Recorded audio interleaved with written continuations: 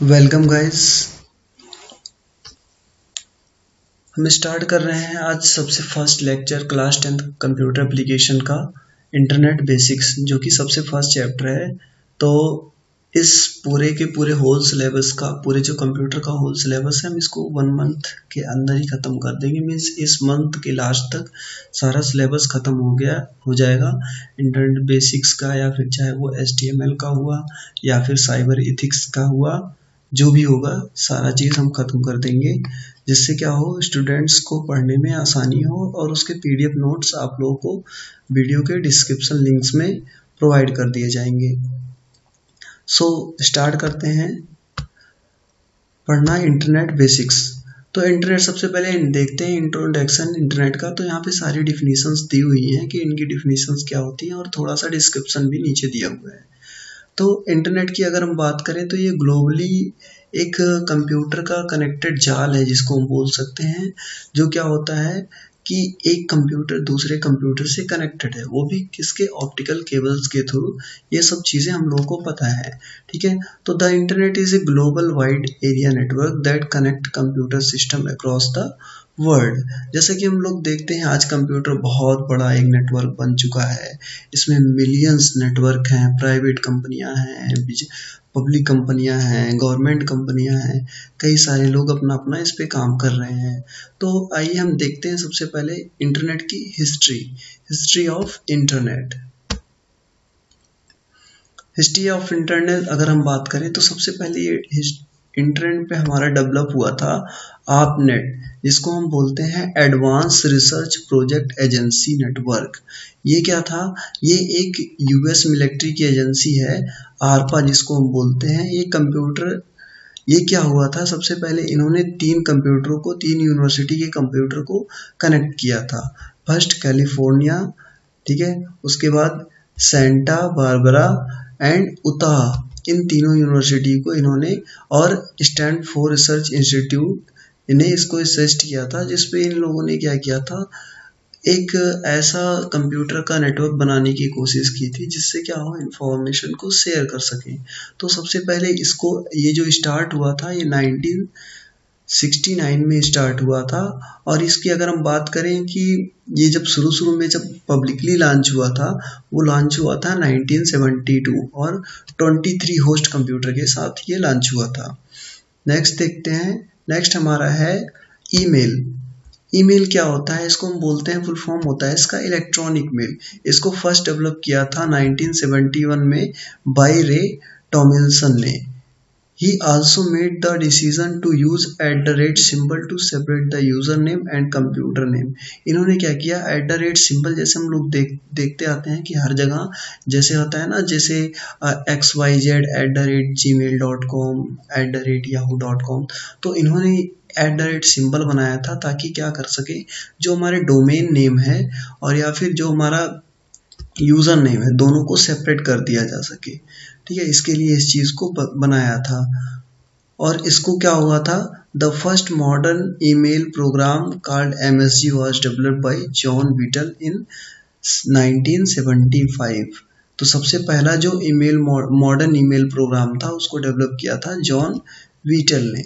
Next हम देखते हैं, हमारा है TCP/IP, जिसके थ्रू हमारा इंटरनेट कनेक्शन चलता है। इसका फुल फॉर्म होता है transmission control protocol and internet protocol.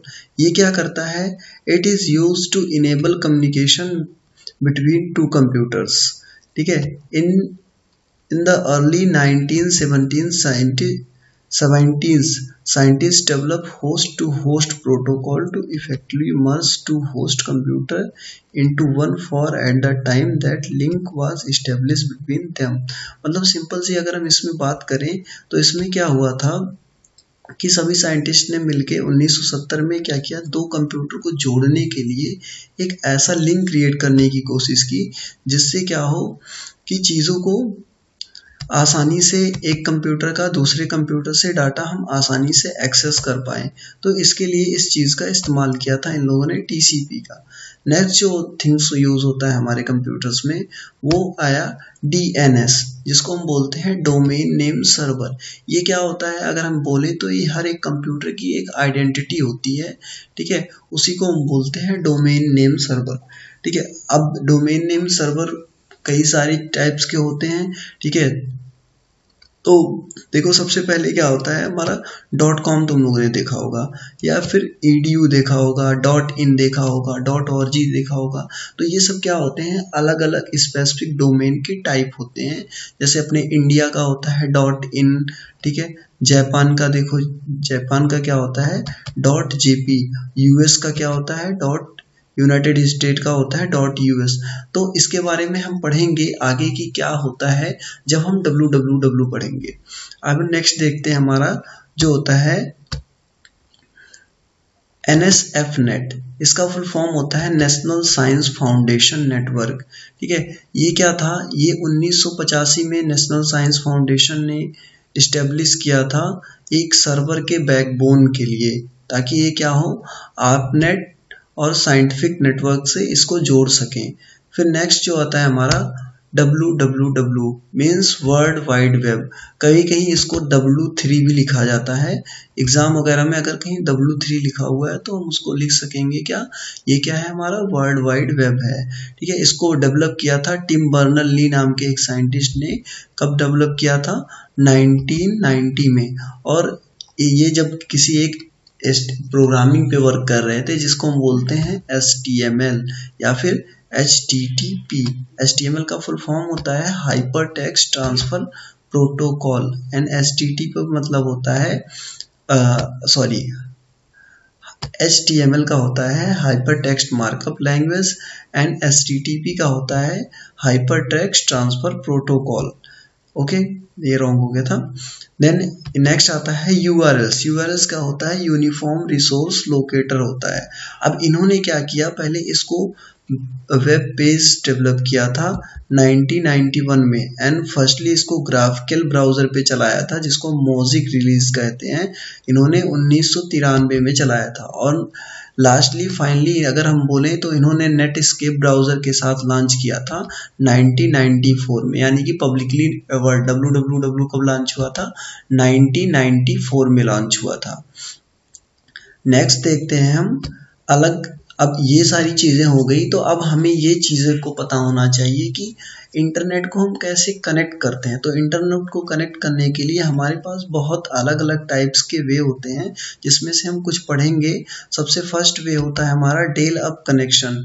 Del up connection क्या होता है, the dial up connection use a modem that is hooked up to the computer and delays in using the phone line. The internet speed ranges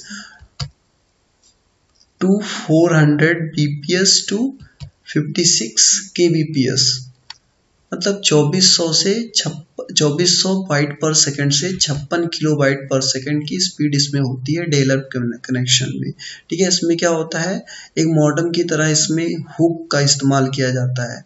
next जो होता है हमारा DSL, ये exam में पूछा जाता है कभी कभी, what is the full form of DSL। तो जिन चीज़ों का पूछा जाता है एग्जाम में उन सब का हम यहाँ पे फुल फॉर्म बताते चल रहे हैं साथ में, ठीक है। तो इसका फुल फॉर्म होता है डिजिटल सब्सक्राइबर लाइन। ये क्या होता है, digital subscriber line is stand for digital subscriber. This is always connected to internet, so you do not have to dial up to the connect. It does not use phone line, therefore it does not tie up your phone। मतलब क्या होता है, ये हमारे phone से tie up नहीं होता है। ये एक ब्रॉडबैंड कनेक्शन की तरह काम करता है, जिसकी स्पीड क्या होती है 128 kbps to 8 mbps, means 128 kilobyte पर सेकंड से 8 MB पर सेकंड की स्पीड इसमें हो सकती है। फिर नेक्स्ट जो आता है हमारा, नेक्स्ट आता है केबल इंटरनेट कनेक्शन। ये केबल इंटरनेट कनेक्शन क्या है, बेसिकली जो हमारा तुम लोगों ने देखा होगा केबल टीवी ऑपरेटर जो होते हैं वो इस्तेमाल करते हैं, ताकि क्या होता है इसमें मैनी केबल, एक चीज़ों से कई सारे केबल्स कनेक्ट किए जाते हैं। जो हमारे केबल टीवी ऑपरेटर होते हैं हमें प्रोवाइड करते हैं कि हम एक अपना चैनल देख सकें, कोई भी चैनल देखते हैं तो वो बेसिकली उसके लिए काम करते हैं। देखो यहाँ पे डिफिनेशंस क्या है, cable internet connection are possible through cable TV lines, it's share coaxial cable that you use watch TV without affecting your TV performance. The cable TV internet connection use TV channels for data transmission. इसकी speed जो होती है वो होती है 127 Mbps, means इसकी speed कितनी होती है 127 मेगाबाइट पर सेकंड की होती है। और ये बेसिकली कहाँ यूज़ होता है, हमारे टीवी कनेक्शन में, ताकि क्या हो, हमारा टीवी कभी बफरिंग ना करे। जैसे हमारा इंटरनेट पे कोई चीज़ यूट्यूब वगैरह देखते हैं तो बफरिंग करता है, बट इसमें बफरिंग नहीं करता है। ये चीज़ देखा होगा तुम लोगों ने। और नेक्स्ट होता है हमारा वायरलेस इंटरनेट कनेक्शन। अब ये वायरलेस इंटरनेट कनेक्शन क्या होता है, जिसको हम बोलते हैं शॉर्ट फॉर्म में वाईफाई। ठीक है, तो ये वाईफाई हमारा क्या होता है, ये वाईफाई एक वायरलेस इंटरनेट का नेटवर्क होता है, जो क्या सबसे न्यूएस्ट टाइप का इंटरनेट कनेक्शन है। इसमें क्या होता है, कुछ radio frequencies and radio waves का यूज़ होता है, जो क्या करती हैं, हमारे इलेक्ट्रोमैग्नेटिक वेव्स के थ्रू हमारे लैपटॉप में, फ़ोन में, सारी जगह इंटरनेट को ट्रांसमिट करती हैं। आइए नेक्स्ट देखते हैं इंटरनेट ओवर सेटेलाइट। आजकल क्या हुआ है, अभी जो नया ट्रेंडिंग चल रहा है, इंटरनेट जो है सेटेलाइट से प्रोवाइड करने की बातें हो रही हैं आजकल। ठीक है, इंटरनेट को हम क्या करें, सेटेलाइट के थ्रू पहुंचाएं। पर इसमें क्या होता है, अच्छा इसका फुल फॉर्म अगर देखें, कनेक्शन ओवर सेटेलाइट, तो इसको हम बोलते हैं, इसको कभी कभी पूछ लिया जाता है iOS का फुल फॉर्म, तो इसका मतलब क्या होता है, इंटरनेट ओवर सेटेलाइट। अभी क्या होता है, अगर हम इंटरनेट का कनेक्शन सेटेलाइट से लें तो सबसे पहले तो हमारा रेडिएशन बढ़ेगा, मीन्स इलेक्ट्रोमैग्नेटिक वेव्स बढ़ेंगी, और साथ में अगर हम बात करें तो डिस्टेंस बहुत ज़्यादा लगेगी। जैसे यहाँ पे देखो, अगर यहाँ से डाटा इस घर तक आना है तो यहाँ से डाटा यहाँ आ रहा है, फिर यहाँ जा रहा है, फिर हमारे फ़ोन के कनेक्शन में जा रहा है। पर अभी जो हमारा यूज़ होता है वो होता है ऑप्टिकल केबल। तो अगर मान लो ये हमारा डाटा सेंटर है और इस डाटा सेंटर से क्या हो रहा है, नेटवर्क आ रहा है, तो हम डायरेक्ट ऑप्टिकल केबल से यहाँ कनेक्ट कर सकते हैं, जिसमें क्या होगा, हमारा एक तरह से स्पीड ज़्यादा होगी और टाइम का बचत होगा। लेकिन अगर हम सैटेलाइट कम्युनिकेशन करें तो इसमें क्या होता है, पाथ थोड़ा लंबा हो जाता है, जिससे क्या होता है, हमारा टाइम बहुत ज़्यादा लग जाता है डाटा कनेक्शन में। इसलिए इसका बहुत ही रेयरली अभी तो यूज़ नहीं है, पर आने वाले समय में इसका यूज़ हो सकता है। अब नेक्स्ट देखते हैं, अगर हम इंटरनेट चला रहे हैं तो क्या चीज़ें ऐसी होती हैं जिससे हम इंटरनेट को कनेक्ट करते हैं। तो इंटरनेट से कनेक्शन होने के लिए हमें कुछ चीज़ों की ज़रूरत होती है, जो उसकी हम बात करें, सबसे पहले हमें ISP की ज़रूरत होती है, ठीक है, मॉडेम की ज़रूरत होती है, एंड मोस्ट चीज़ जिसको हम बोलते हैं web browser. Without web browser we can not do web surfing, मतलब वेब ब्राउज़र पे हम विजिट नहीं कर सकते हैं। तो आइए देखते हैं ISP, ये सारी चीज़ें क्या होती हैं। नेक्स्ट जो है हमारा क्या है, internet service provider. It is also called in short form ISP and it is also called IAP, means internet access provider. मतलब ये दोनों ये चीज़ें एक ही होती हैं, चाहे हम उसको इंटरनेट सर्विस प्रोवाइडर बोले या फिर इंटरनेट एक्सेस प्रोवाइडर बोले। ठीक है, दोनों एक ही होती हैं। ये क्या होती हैं, कुछ कंपनीज होती हैं जो क्या करते हैं, कस्टमर को इंटरनेट प्रोवाइड करते हैं। जैसे हम बात करें, एयरटेल हो गया, BSNL हो गया, आइडिया हो गया, जियो हो गया, ठीक है, पहले चलता था टेलीनॉर। ये सब चीज़ें जो होती हैं ये क्या होती हैं, इंटरनेट सर्विस प्रोवाइडर होती हैं। नेक्स्ट आता है हमारा मॉडेम। ठीक है, मॉडेम क्या होता है, एक डिवाइस होता है जो क्या करता है, converts computer outgoing data into format that can transfer by telephone line. Okay, and modem can also convert incoming data into the format of computer can read. Means यहाँ पे देखो, ये मॉडेम है, अभी तो इसका इस्तेमाल बहुत कम हो गया, क्योंकि क्या होता है, अभी करंट टाइम में हमने इसको वाईफाई ने इसको रिप्लेस कर दिया है, जिसकी वजह से इसका इस्तेमाल बहुत कम हो गया है। बेसिकली रेयरली इस चीज़ को कहीं देखने पे मिलेगा। ओके, नेक्स्ट चीज़ होती है most important things, a web browser. ठीक है, what is web browser? Web browser, a web browser is an application that provide a way to look at and interact with all information on the world wide web, means W3, जिसको हम बोलते हैं तो ये क्या होता है, हमारा एक एप्लीकेशन होता है जिसपे हम क्या करते हैं, जो हमें हर एक इंफॉर्मेशन प्रोवाइड करवा सकता है जो भी हम इस पे सर्च करते हैं।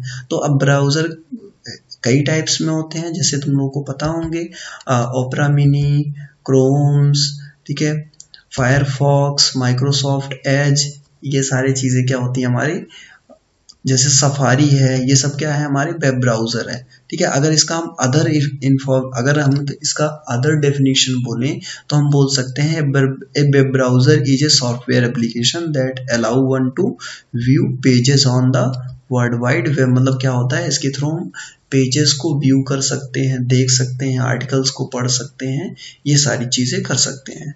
तो अभी आज के लिए ये वीडियो, और फिर अभी नेक्स्ट वीडियो हम अपलोड करेंगे पूरा टोटली www पे, कि www होता कैसे है, वर्क कैसे करता है, इसके बारे में ऑल अबाउट। फिर नेक्स्ट वीडियो जो हमारी होगी वो होगी ऑल अबाउट प्रोटोकॉल, जितने भी प्रोटोकॉल हैं, चाहे वो SSH हो, चाहे वो TCP/IP हो, चाहे वो FTP हो, जितने भी प्रोटोकॉल हैं, हर एक प्रोटोकॉल्स के बारे में हम डिफाइन करेंगे पहले, और उसका PDF नोट्स भी प्रोवाइड करेंगे।